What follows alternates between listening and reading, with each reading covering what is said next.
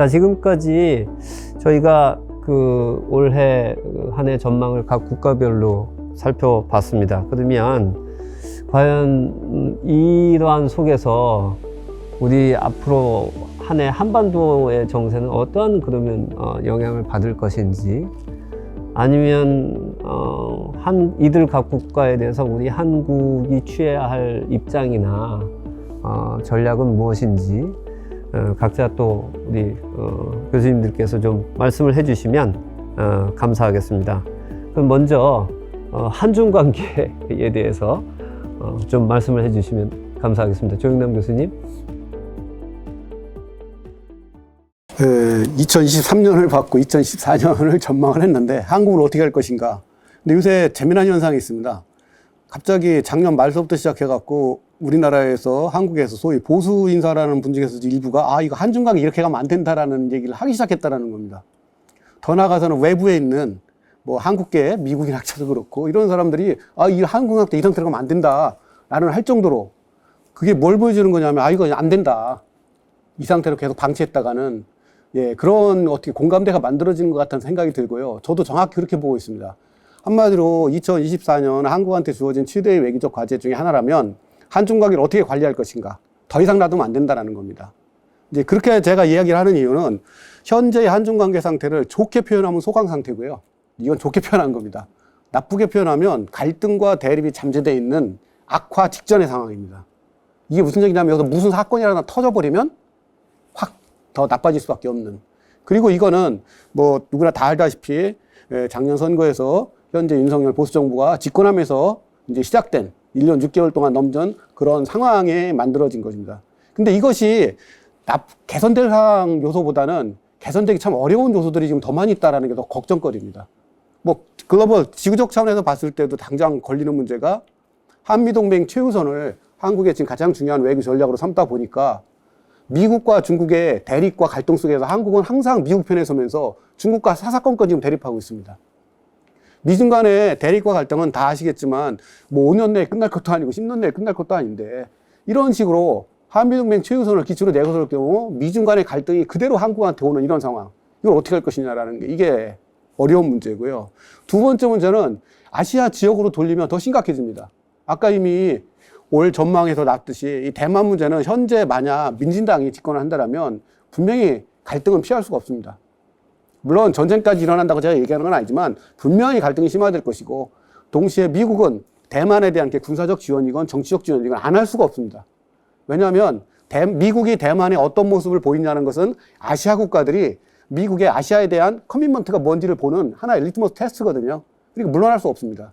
이런 상황이라면 대만과 그 대만 해협에서의 갈등도 격화될 텐데, 이때마다 한국도 역시 계속 미국 같은 편을 썼을 때 이거는 책임질 수 없을 강도로 한국한테 올 수가 있고요. 더 나아가서는 한반도 지역 문제, 지금 9.12 합의가 지금 사실상 파기되고 그게 올서부터 시작된 포격전 형태로 나타날 때 이걸 어떻게 관리할 거냐라는 겁니다.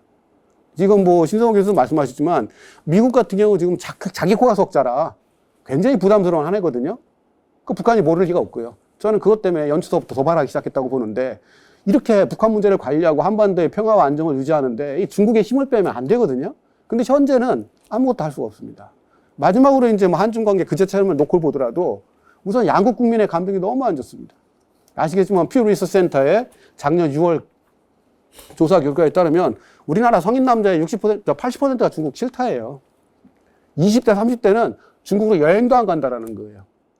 90%가 중국에 대해서 싫다. 이거는 심각한 겁니다. 마찬가지로 중국은 코로나 때문에 조사를 못했지만 그 전에 조사된 상황에 따르면 60% 정도가 한국 싫다라는 거거든요. 그러나 이제 우리보다 퍼센트지가 낮다 보니까 개별 여행을 오는 사람도 있지만 이런 상태에서 아무것도 할 수가 없습니다. 더 심각한 문제는 뭐냐면요. 한국과 중국 수교 30전을 지나고 보니까 반도체 등 극히 일부를 제외한 기술, 산업 분야에서 한국이 중국에 압도를 당하고 있다는 겁니다. 그리고 이제 이게 단순히 중국 시장에서 쫓겨나는 게 문제가 아니라 제3세계 시장은 거의 뭐 중국한테 넘어가다시피 했고, 그 다음에 지금 말씀드렸듯이 미국도 경제 문제가 있고요. 유럽에도 프랑스하고 독일과 스페인이 왜 중국과의 관계를 개선하려고 하는 경제 문제 때문에 그렇습니다.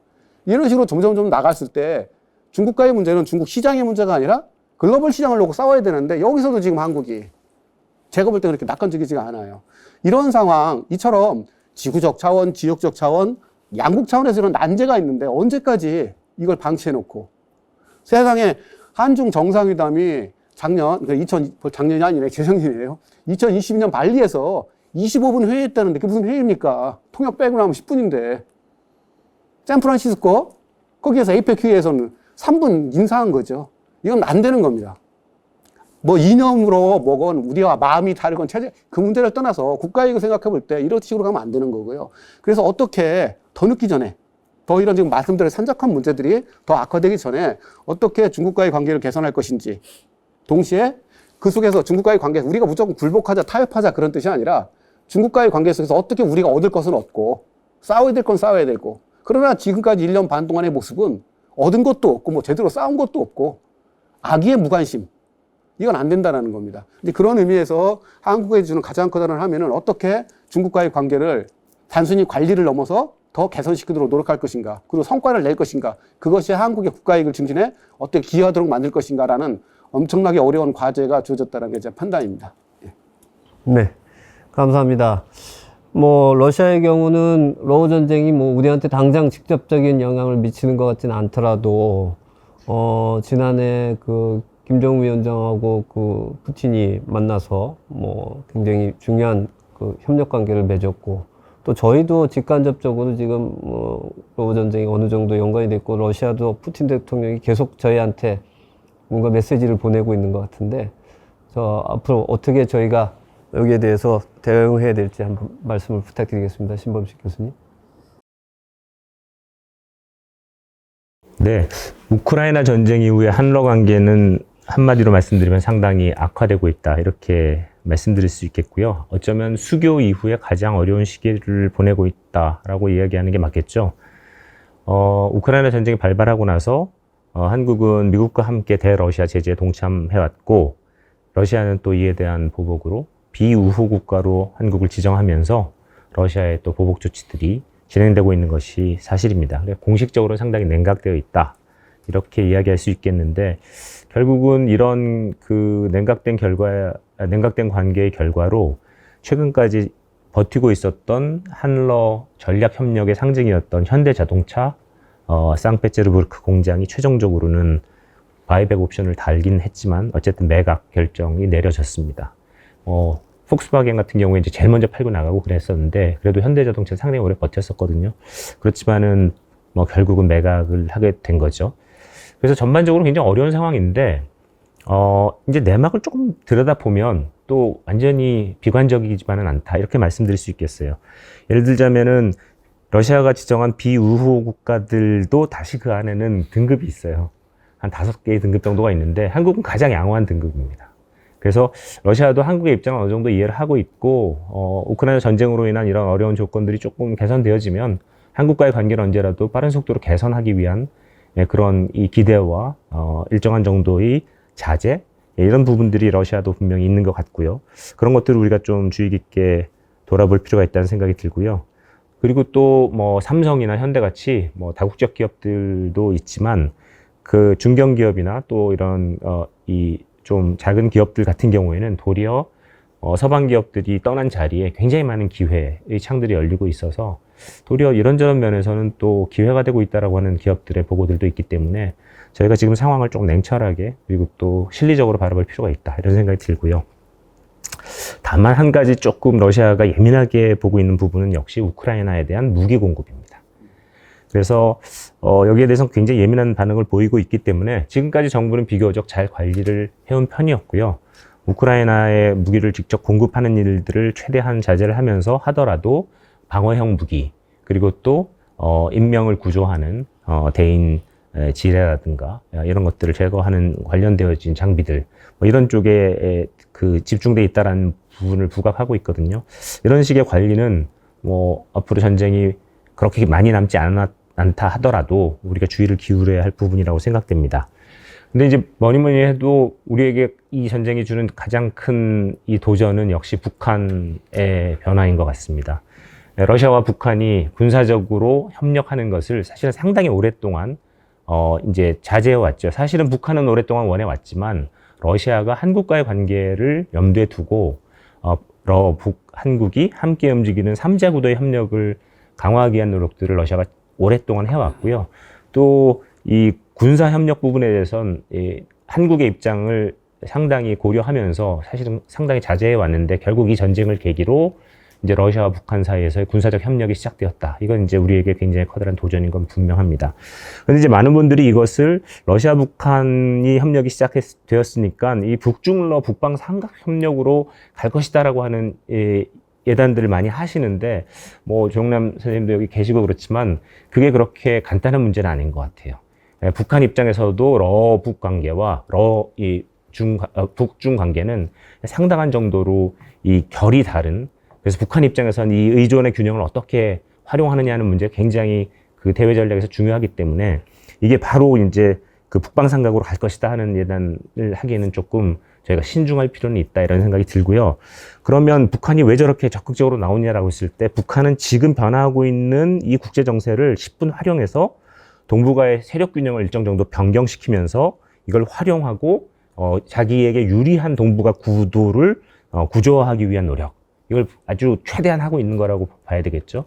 만약 그렇다면 우리는 이런 북한의 노력을 그냥 방치해서는 안 된다는 게 분명한 결론일 겁니다. 이미 앞서서 조영남 교수님께서 말씀하셨던 것처럼 한미일 동맹, 한미 동맹 이런 것들이 우리 지금 외교에서 굉장히 중요합니다. 그리고 저는 그동안 우리가 못했던 부분에서 이 부분을 분명히 풀어나가고 개선한 부분에 있어서 현 정부가 일정 정도 진전을 이뤘다는 데 대해서 또 우리가 평가할 필요도 있다고 생각합니다. 단 이제 그것이 되었다고 해서 그럼 나머지 부분, 그러니까 뭐 중국과의 관계, 러시아의 관계, 그리고 또 글로벌 사우스의 이 우리와 비슷한 위치에 있는 이 지정적 중간국들과의 관계를 우리가 한미동맹과 한미일 관계가 되었기 때문에 나머지는 그냥 방치해서 되는 거냐라는 질문은 분명히 던질 필요가 있고요. 그런 관점에서 봤을 때 우리는 러시아와 북한 관계가 구조화되어지지 않도록 우리가 지금부터 할 수 있는 다양한 민간 수준에서의 채널이라도 시작하면서 우크라이나 전쟁 이후에 조건이 개선되었을 때 한러 관계를 급속하게 좀 회복하면서 우리의 그 취약한 부분들을 보완하기 위한 준비들을 해나갈 필요가 있겠다 이런 생각을 해봅니다. 네, 감사합니다. 한일 관계는 어떻게 보면 가장 지난 시기에 좀 긍정적인 측면이 많았던 그런 관계인데 올 한 해는 어떻게 저희가 한일 관계를 또 정립해 나가야 될지 엄기정 교수님 부탁드리겠습니다. 예, 윤석열 정부가 작년에 그 최고의 외교 분야에서 업적으로 꼽는 게 한일 관계 정상화고, 그것을 통한 한미일 협력의 강화라고 하는 거였는데, 한일 관계와 관련해 가지고는 2024년도에는 그런 기본적인 정부 간의 한일 관계 개선의 흐름이 이어질 것인가라고 하는 문제하고, 그게 과연 한반도 정세를 안정화하고 한국 외교의 기회를 확대하는데 이어질 것인가라고 하는 문제에서 약간의 문제가 좀 있을 수 있겠다 이렇게 생각이 됩니다.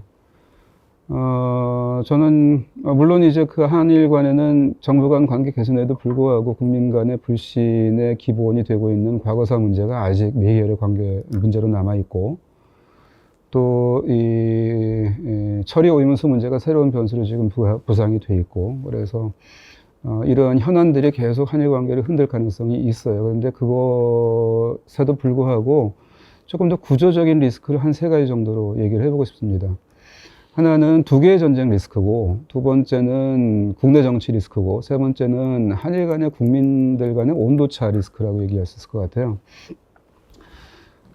두 개의 전쟁 리스크와 관련해 가지고는 일본은 제가 조금 전에도 얘기했던 것처럼 일본은 두 개의 전쟁 리스크에 대해서 작년에 나오는 여러 가지 뭐 경제 쪽에서의 이 보고서 같은 것이 특히 그런 얘기들이 많았는데, 기시다 총리도 본인 입으로도 그런 얘기를 하고, 정치에서도 그런 얘기들이 나오는 게, 두 개의 전쟁을 통해서 오히려 세계가 다극화하고 있다라고 하는 인식을 가지고 있거든요, 분명히. 그러면서 제가 강조했던 것처럼 글로벌 사우스 외교를 강화해야 된다라고 하는 얘기가 굉장히 많이 나오고 있습니다. 우크라이나 상황과 관련해 가지고는 일본에서도 좀 초기에는, 그리고 작년 여름까지만 해도 이른바 정의론에 입각해 가지고 우크라이나의 승리를 위해서 일본 정부가 기여해야 된다, 뭐 이런 얘기들이 많이 있었지만, 작년 중반 이후로는 이른바 이쪽의 논의들이 좀 퇴조하고 있어요. 그래서 정의론으로 어떻게 이 전쟁을 마칠 수 있겠는가라고 하는 그런 회의론들이 나오면서 휴전 이후를 바라보면서 이 일본이 그 전후 복구에 어떻게 기여할 것인가라고 하는 쪽으로 논의의 중심이 이동하고 있거든요.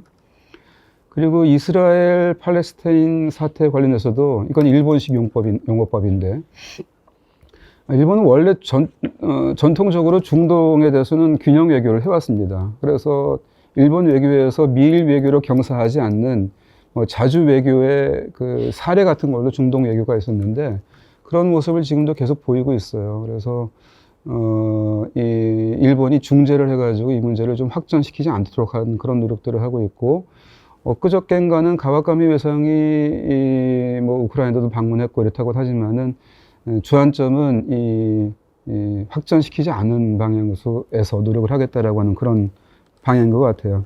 근데 그런 상황에서 한미일 안보 협력을 더 강화시키는 방향으로 간다라고 했을 때 한일 관계가 이 군사 안보 분야에서 이렇게 제로섬 관계로 갈 가능성도 있다라고 하는 거를 좀 염두에 두면서 우리 정부가 진로를 좀 모색해야 되겠다 이런 생각을 좀 하고 있고요. 근데 국내 정치 리스크 관련해 가지고는 지금 점점 이제 어려운 상황으로 기시다 정부가 빠져들어가면서 한편으로는 이른바 이 컵에 비어 있는 반잔이라고 하는 거를 일본이 끝끝내 호응하지 않을 가능성이 있다. 일본의 호의를 보여줄 수 없는 상황으로 일본 국내 정치가 가고 있을 수 있다.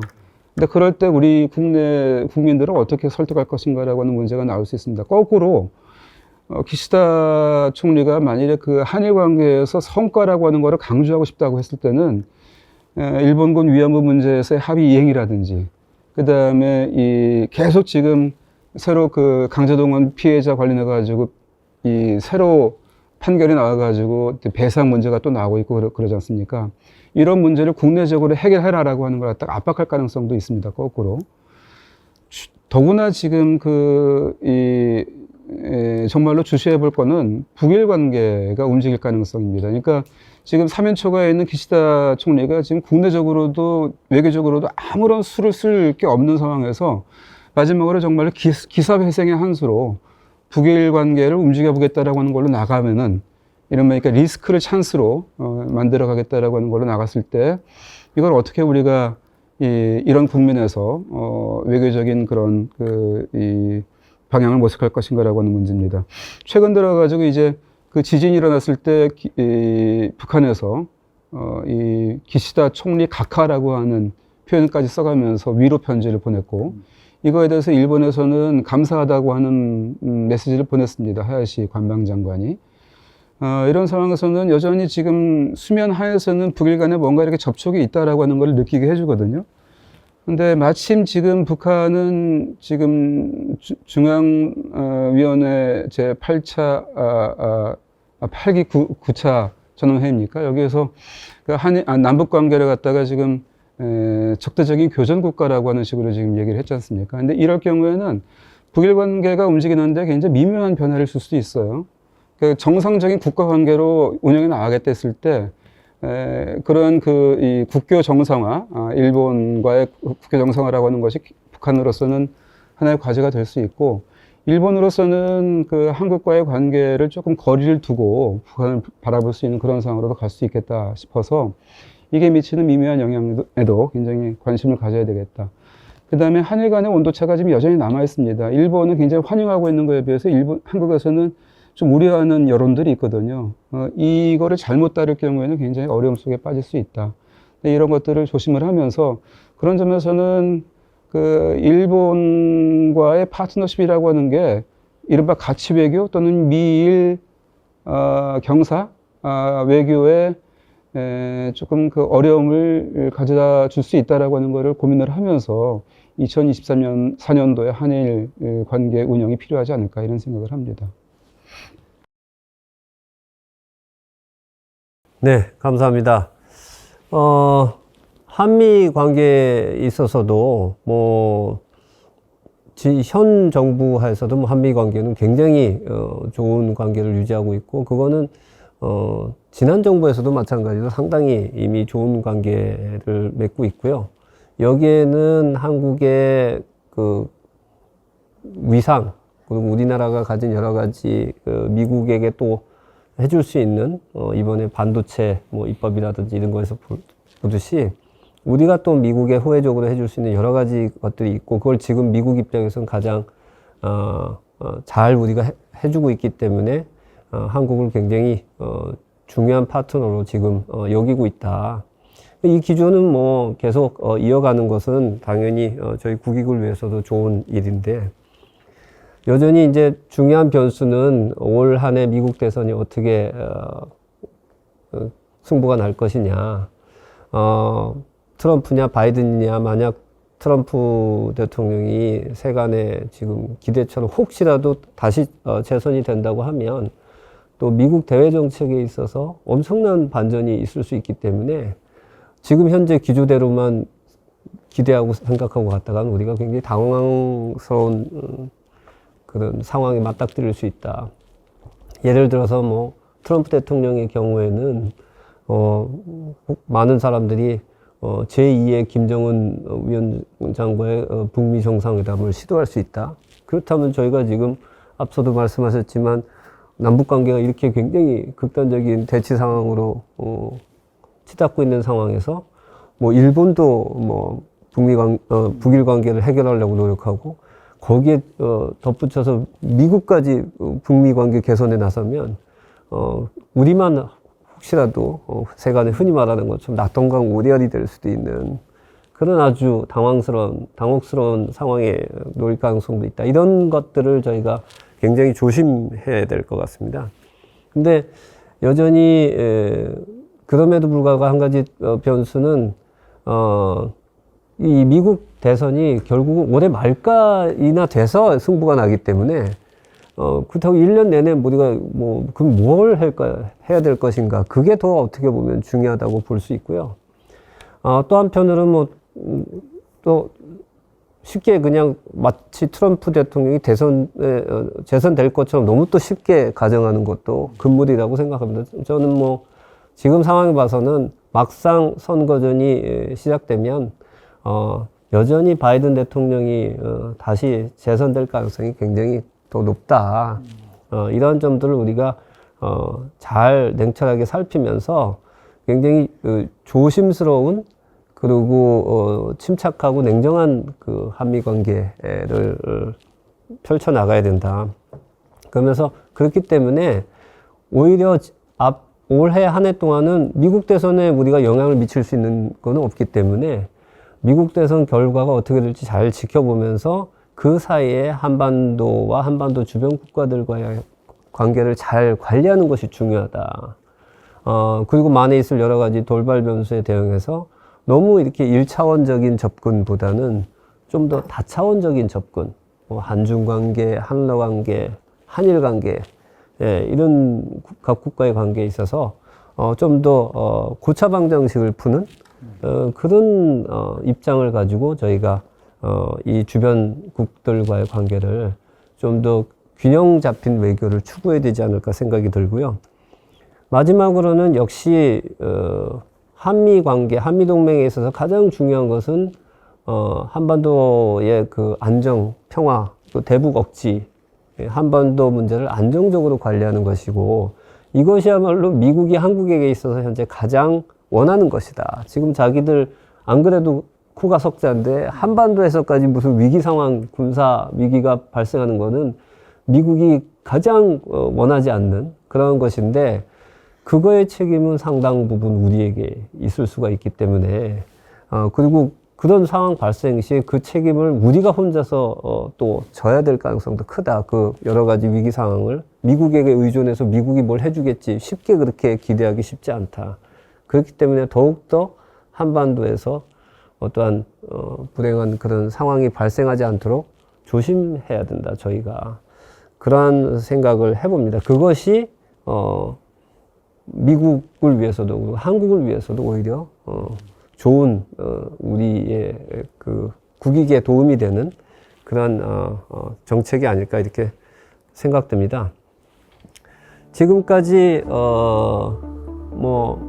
새해를 맞이해서 한반도 주변 4강 관계에 대해서 한번 여기 전문가 분들을 모시고 말씀을 나누어 봤습니다. 결론은 한반도를 둘러싼 정세가 올 한 해 매우 심상치 않고 많은 중요한 변화가 있을 수 있다, 이런 생각이 듭니다. 이럴 때일수록 정말로 냉철한 그런 분석, 그리고 또 차분한 우리의 대응이 필요할 것으로 생각됩니다. 오늘 귀한 말씀 주신 우리 교수님들께 감사의 말씀을 드리면서 국제학연구소 2024년 신년 자담회를 마치겠습니다. 네, 감사합니다.